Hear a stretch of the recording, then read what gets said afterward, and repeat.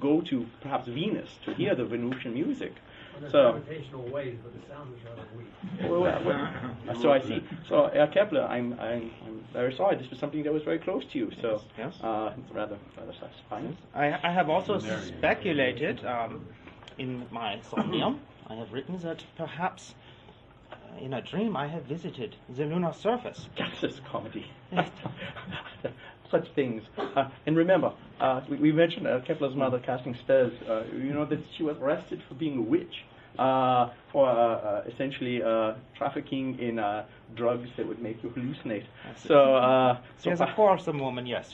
well, nonetheless, but using her magic spells to go to another planet, I find is something that no matter how far we wait in the future, that there will not be visitations to the moon. Men have made the journey. What is this? Huh? Really? To the lunar surface. Yes. And what has become of them? Then they came back. By what means have they traveled? Was it like as I Rocket ship. suspected, with some form of witchcraft? Rocket ship. Was it a rocket? Chinese rocket. So propelled into the heavens. And they brought back lunar rocks. See, did they discover creatures as I speculated? No. The lunar rocks are much like the rocks on Earth. Nonetheless, I think I owe Kepler an apology. Apparently the Somnium was not a work of science fiction, it was a work of science fact. Yeah. Well, shall we say, I think it is safe to say, I will admit that I have made this mistake. Have there been any other great astronomers who have had a fortune-telling dwarf or a pet moose? I think not. So it is nice to know that my primacy has endured the ages, and I will be remembered. I will not live in vain. I shall be remembered always, or at the very least for having a fortune-telling dwarf named Jeb. I much prefer to be remembered for the discoveries I have made, leading to the advancement of our understanding of the cosmos. Well, yes, Kepler, and this is the reason why you were not invited to very many parties. No. But this, nonetheless, it is good to know that apparently, as Herr Kepler has said, and I have said that I do not hold him in low regard, and he is a very wise man who said that the purpose of life is to wonder why the universe is the way it is and not otherwise. And apparently, it is very comforting to us to know that the natural philosophers of the future, men and women, are taking this question to heart, and that they too are trying to ask these questions that are enlightening the trajectory of man and showing us the true countenance of the goddess Urania. And without further ado, we'd like to turn the questions to you, if you would like to ask any of us. Can you say anything further of the interactions of scientists or proto-scientists of your time with the religious and political authorities of the time? But I was lucky enough to be in Denmark. Martin Luther, we tend to think that he was a man of a more liberal view of the work, but he was just as staunch in his beliefs as any Jesuit or any pope. And he was not fond of Copernicus as well, and thought that his work was impetuous and deigning into the heavens of trying to read the mind of God.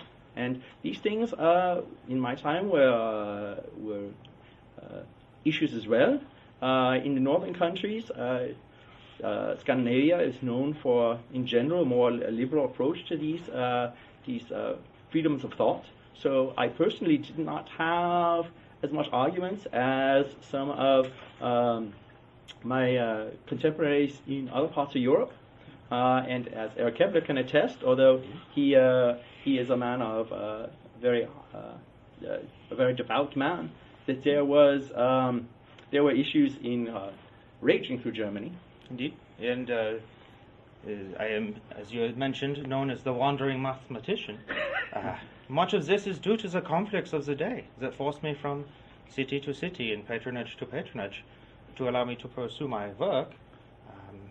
Yes, in fact, when I was hired to Kepler to come to work with me in Prague, I was when I was forced to leave Denmark, it had nothing to do with these sort of ecclesiastical arguments. It had to do more with social and political.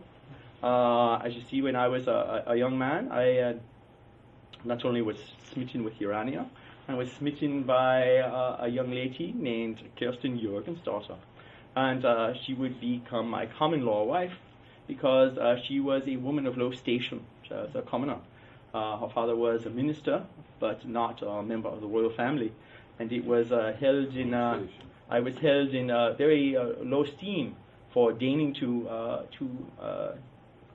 marry a woman of much lower station. And this eventually would become my downfall, because it was the son of Frederick II, who was saved by my uncle and gave me the island of Wien, that his son took over, and was a impetuous young man named Christian IV. And he was very attached to the mechanisms of propriety that would go around with the royal affairs. And it was deemed that I did not belong as a member of a royalty. And there also was some issue that, speaking of my, how should we say, disdain for ecclesiastical duties, one of my fiefs that I was granted was the Royal Cathedral in Roskilde. If you have ever been to Denmark, this is where the kings are buried, and it was my job to make sure that the ceiling didn't leak. And unfortunately, it did leak from time to time on Christian IV's father's grave. So that was part of what drove me to Prague. But when I was in Prague and invited Kepler to visit, he came to visit, and we established a contract whereby he would work with me. When he returned to retrieve his family from Regensburg, I believe, that the countryside was overrun with war at the time, and he was actually, all of the Lutherans were kicked out of the city, and he was not allowed to return. And to Kepler's credit, when he was given the opportunity to, he could stay if he wanted, if he would renounce his faith, and Kepler denied this and went on his wanderings, and eventually led to Prague. Yes? You have a wonderful set of contraptions up there. What is the big wooden Oh, this, there? well, as you mentioned, I hear mention of people mentioning such things as telescopes. Well, I've heard of lenses that are used by children to observe things, but I presume that there has been some sort of advance in observing. But in my day, we did not have anything that was an optical instrument with lenses. This was a cross staff, and this is what we would use to measure angular distances.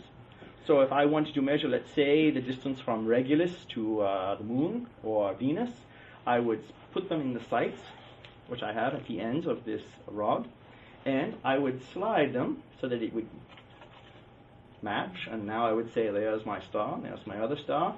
If I know this distance, and I know this distance, I could use simple triangulation to measure the angular degree here. And I have one for close objects and one for far objects.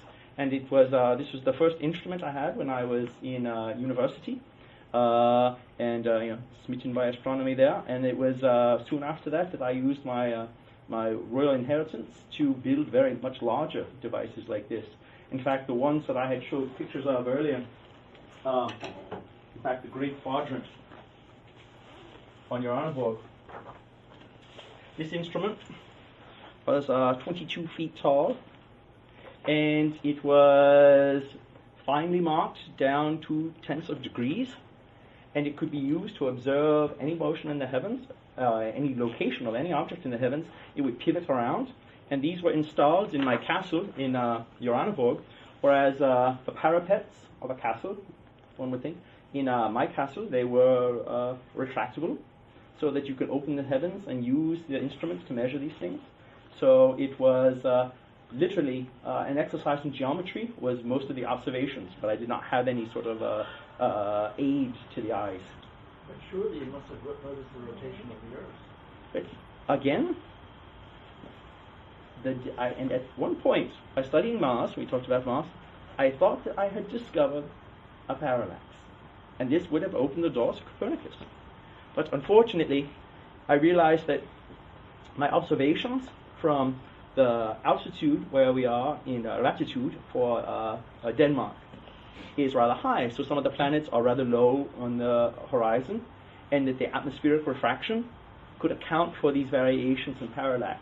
So I had to although I wanted very strongly to accept these measurements, they were called into question. And again, if I had observed them accurately enough to my specifications, I would have adopted Copernicus' theory with open arms.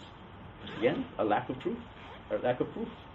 I was kind of curious about, I assume Uranienburg, was that in the Baltic or the North Sea? And I understand the weather up there is rather overcast with the whole time. Would you be able to have continuity of observation? Well, there were many nights, and if anyone has traveled to the Kingdom of Denmark, the Danes are a rather dour personality, and I think it's much to do with the weather.